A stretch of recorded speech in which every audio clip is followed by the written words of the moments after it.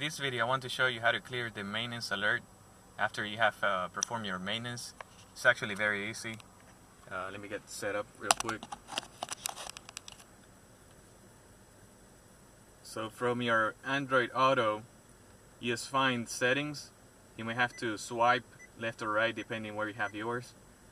Go to settings, vehicle, then you go to maintenance information. As you can see, the maintenance that was due was A and 1. A is actually changing your engine oil, and 1 is tire rotation.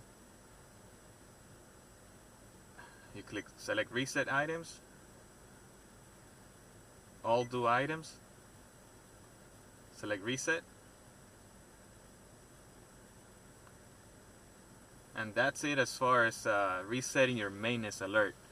Now if you rotate your tires, so you have to perform the TPMS calibration, which is the tire pressure monitoring system, and you do that every time you change the pressure of your tires, you rotate your tires, or you balance them and stuff like that. In my case, I already did it, so I won't do it this time, but I want to show you that the gauge cluster already cleared the alert. And that's pretty much it.